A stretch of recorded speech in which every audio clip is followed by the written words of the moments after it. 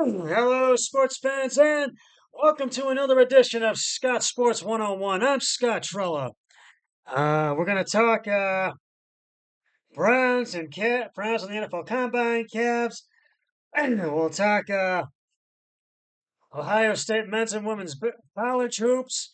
We will talk. We do have a legendary college football coach that passed away today. We'll mention that. And I'll do some one of the greatest plays in probably NBA history if we have time. But first, here is today's Scott Sports 101 trivia question. And it is an NBA, an Olympics trivia question because the Olympics wrapped up. And we'll talk that. Known as the Flying Tomato, which Olympic snowboarder has the has three Olympic gold medals? I will have the answer later on the podcast. Uh, well, the NFL scouting combine has concluded, marking another step in the draft process for this season. Every player measured, some tested, and there are plenty of reactions and overreactions to everything it relates to, or as it relates to the Cleveland Browns. Predictably, there were people falling in love with prospects each day. Uh, Prospects took part in. It was a relief that the defensive prospects worked out their first. So many could get that out of their system before the areas the Browns needed the most help had their opportunity to impress. After a full weekend of scouting and evaluation, the Browns now have a better idea of which prospect they may target with their 9 picks in April's NFL draft. With 2 first-round selections, Cleveland faces the tough task of navigating scenarios that allow them to land uh, their most sought after prospects. While the Browns can't draft uh, every player they want, they now have the tools to craft ideal outcomes by prioritizing prospects who swept stack rows with strong combine showings over those who hurt theirs due to underwhelming performances. Now, here are a few prospects for each situation that could remain on the Browns draft board and those who may have fallen off. The first one is one that might help them. Offensive line Monroe Freeling. Freeling significantly boosted his draft stock at the combine with elite athleticism for a tackle his size at 6'7" and 315 pounds. He becomes the first prospect with those measurables in NFL history to post a sub 5.0 40-yard dash time, a vertical 30 inches, and broad jump over 9 feet. For Cleveland, Freeling would be an first round target, unlikely to slip past the top 32 picks, known for his pass protection reliability with Georgia. Uh, his 9.99 uh, uh, relative athletic score and second among offensive tackles since 1987 out of 1,512 is a major selling point. Now, this is one that could hurt the Browns, but maybe possible album, we don't know, but it could hurt him. USC wide receiver Makai Lemon. Lemon was stellar at USC and entered the combine with sky high expectations. Those who weren't on display, however, as poor interviews became the main talking point, his responses were described as bizarre due to overall odd demeanor and shifting gaze on stage during his interviews. Lemon's shifting gaze was noticeable when he appeared to jog during on an on-field drill under running his route and dropping the catch. While minor notes, they stand out for a prospect praised as potential top 15 potential top 15 pick, considering his successful 2025 campaign with USC. And one that is questionable that could go either way is Clemson offensive lineman Blake Miller. Blake lit up the combine, posting a 32-inch vertical 9'5" broad jump that ranked elite in his class, plus a 5.4 40-yard dash at 317 pounds at 6'6" with exceptional arm length. He projects it as a very intriguing NFL tackle prospect. Miller, primarily a right tackle, could slide to left tackle if he returns home to the Cleveland area, especially after the Browns acquired Texans tackle Titus Howard early Monday, signed him to a contract.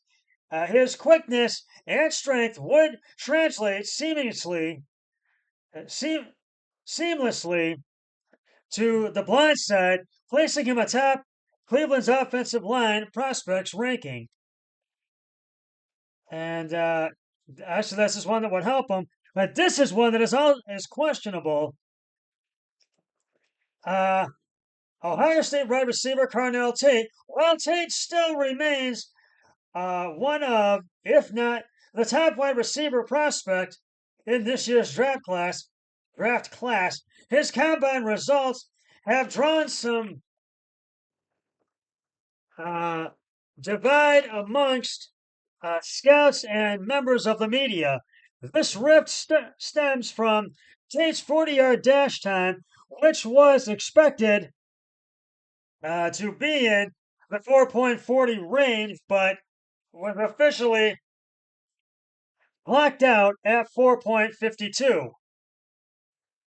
Tate's speed will undoubtedly translate to the NFL thanks to his knack for spectacular contested catches and reliability as one of college football's most complete receivers. Some scouts expected him to measure at 6'3" as he did at Ohio State, but he was officially listed at 6'2". Tate excels at boxing out defenders to secure catches, so his height shouldn't weigh heavily in scouts per draft analysis. His biggest combine plus among the top 4 receiver prospects, he was the only one to rush the 40-yard dash, which speaks for itself when it comes to discussions surrounding his on-field speed. He should remain near the top of Cleveland's draft board, given their urgent need for wide receiver help. So that's basically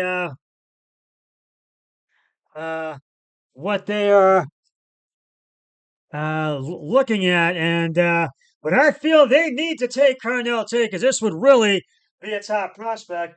We'll get back to that in a moment, but right now it's time to reveal the answer to today's Scott Sports 101 trivia question. No one has the flying tomato. Which Olympic snowboarder has 3 Olympic gold medals? And that, if you said Shaun White, you are correct. Shaun White is the uh, was known as the Tomato, and he's the Olympic snowboarder that has 3 gold medals. And I will have the another trivia question on my next podcast, so stay tuned for that. Uh, right now, we're going to talk about more. Uh,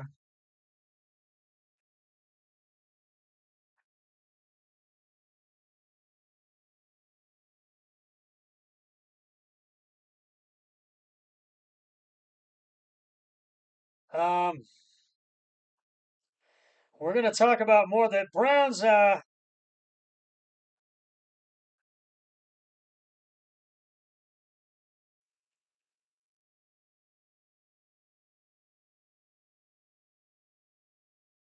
But you know they hired Mike Rutenberg as uh,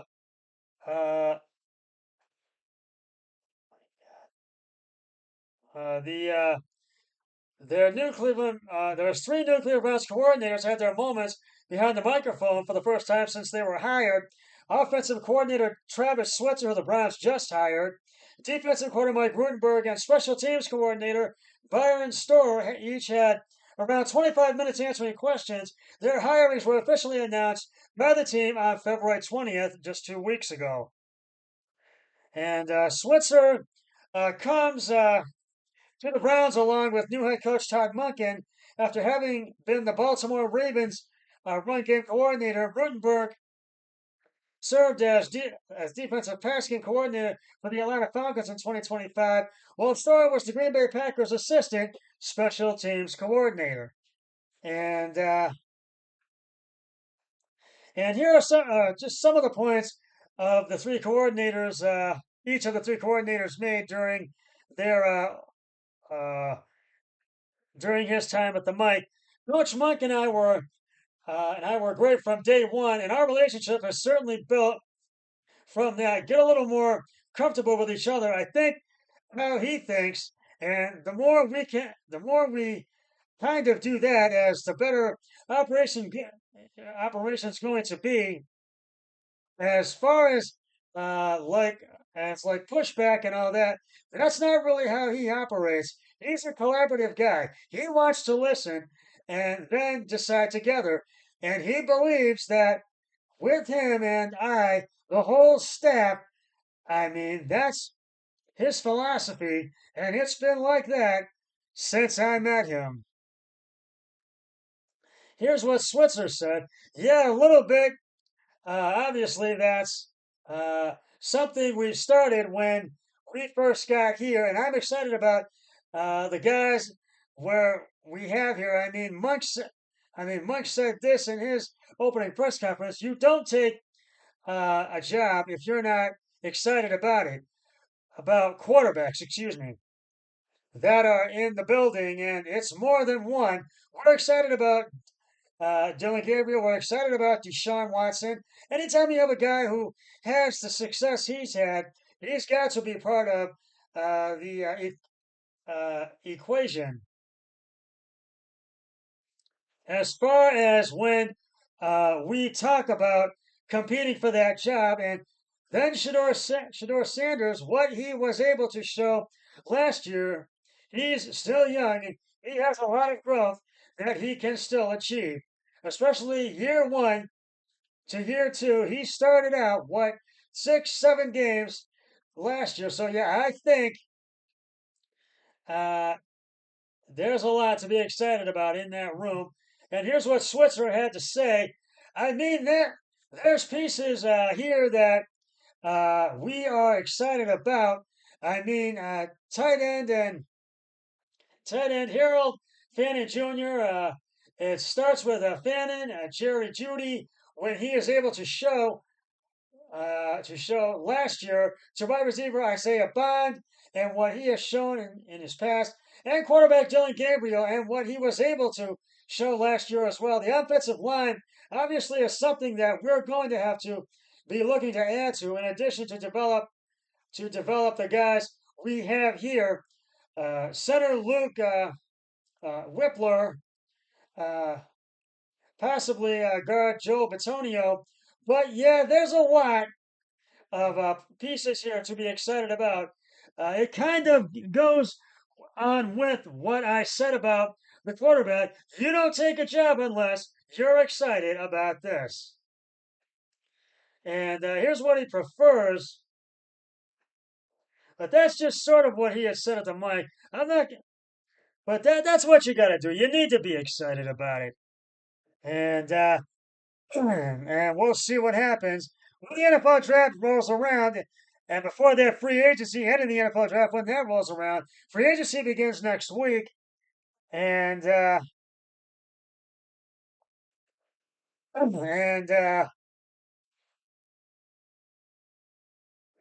and we'll see what happens with that. And when the and when the draft rolls around, which is April 24th through the 25th, the Cavs are enjoying 4 days off after a 113 to 109 win over the Pistons last night. And they'll have these 4 days off before taking on the Boston Celtics on Sunday. And boy, this was a big win for the Cavs, and uh, hopefully we will get uh, Donovan Mitchell back, and that can add. And all the other Cavaliers, I feel, need to step it up if the Cavs want to make the postseason. Hopefully, they will. They are 39 and 24. They are in fourth place in the Eastern Conference, and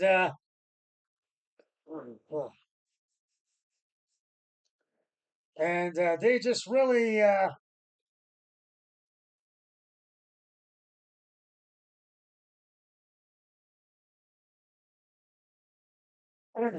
Yeah, and they really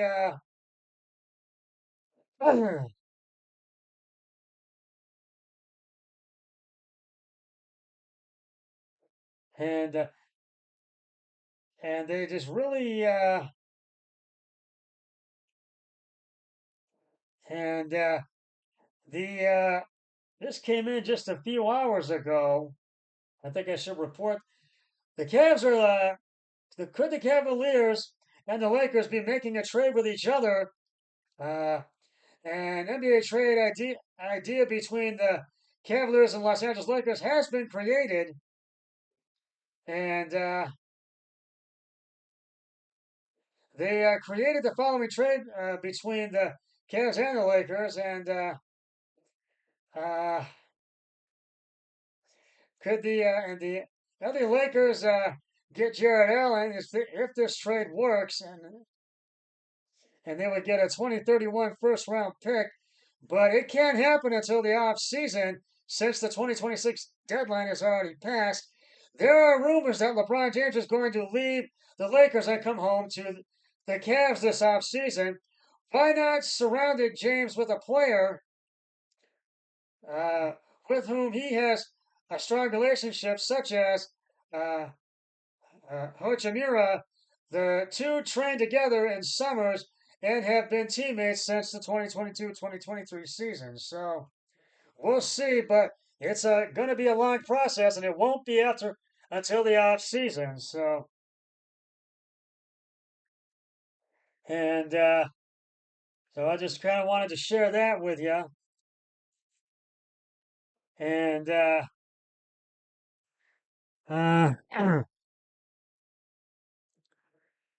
we did have some NBA games today, and I will do the scoreboard real quickly. Right now in the second at the halftime, the Milwaukee Bucks are up by 5 on the Atlanta Hawks, 71-66 in Milwaukee, and uh, in Los Angeles in the first quarter with 8:16 left to go. It's 10-8. The LA Clippers up on 2 on the Indiana Pacers. And the finals from today's action, the Oklahoma City Thunder beat the New York Knicks 103 to 100. The Charlotte Hornets all over the Boston Celtics. beat them by 29 points. 118-89. Oh, a tough loss for Boston. And by 4, the 76ers beat the Utah Jazz in Philly, 106-102. And in Memphis, the Portland Trailblazers, they beat the Memphis Grizzlies, who fall to Portland, 122 to 114. That's your NBA scoreboard. Uh,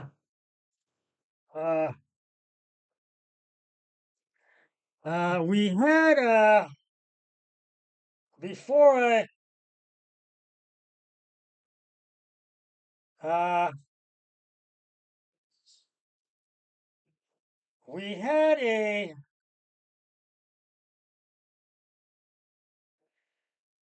had a college football coaching legend that has passed away today. Former Notre Dame coaching legend who led Notre Dame to Lou Holtz, the quick and winning college football coach who led Notre Dame to 2 national championships in 1988 and burnished his reputation as a master of rebuilding programs, has died at the age of 89. His family said Wednesday. According to a statement released by Notre Dame, Holtz died in Orlando, Florida, where he was surrounded by family. A spokesperson said a cause of death was not provided by the family. He was successful, but more important, he was significant. His son Skip wrote on social media. Current Fighting Irish coach Marcus Freeman said Holtz had offered him great support since he arrived in South Bend and praised the values Holtz emphasized to him: love, trust, and commitment. Lou's impact at Notre Dame has gone well beyond the football field, Freeman said in a statement on social media. He and his wife, Beth, are respected across campus for their generous hearts and commitment to carrying out Notre Dame's mission of being a force for good. Force for good. On behalf of the Notre Dame football program, we send our love to Lou Holtz's family and friends and former players, wishing you all comfort and peace during this difficult time. And well, he will definitely be missed, Lou Holtz. And he will just definitely. He had a 249, 132 and 7 record over his head coaching career with 6 schools: William and Mary, N State, Arkansas, Minnesota, Notre Dame, and South Carolina. He also coached the NFL's New York Jets for 1976, finishing uh, 3-10. After retiring, Holtz worked in television, including more than a decade with ESPN. But what he did with the Irish as his great uh, accomplishment. So yes, Lou Holtz passed away at the age of 89, and he will definitely be missed. Uh, and the Ohio State men's basketball team beat the Penn State Nittany Lions 94-62 today, and and Lou Holtz, he was one of the greatest college football coaches in NFL history. He is I am going to call him my greatest coach in college football in the history of college football. That is my kind of one of my new wrinkles as well. So I'm going to call him that because he really had a spectacular career. Uh, and I am almost out of time. Uh, but I have something that I would like to share with all of you. I would like to ask for some support for my family, the Trella family, because last Friday morning on February 27th, I suffered a very painful loss.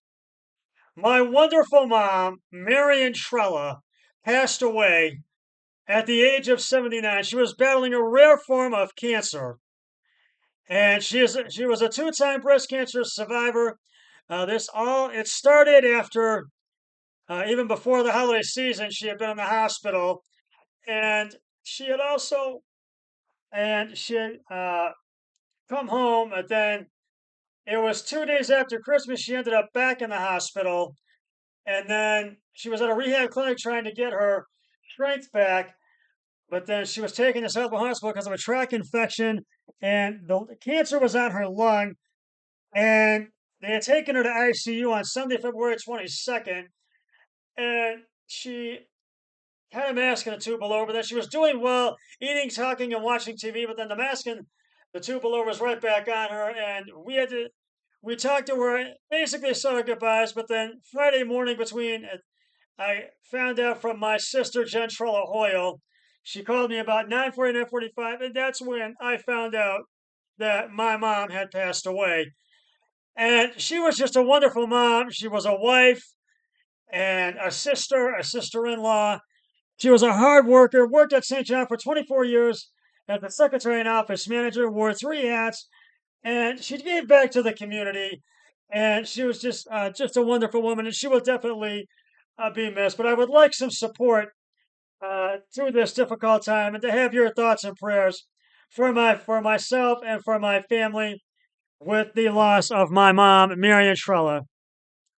Lost her battle with a rare form of cancer, but now that she is not suffering, and she was 79 years old. Well, that is just about going to wrap it up for this edition of Scott Sports 101. And I'll be back with another podcast either this weekend or next week. But until then, always remember, be a team player each and every day in every way possible. So long, everybody. 3, 2, 1. I'm done.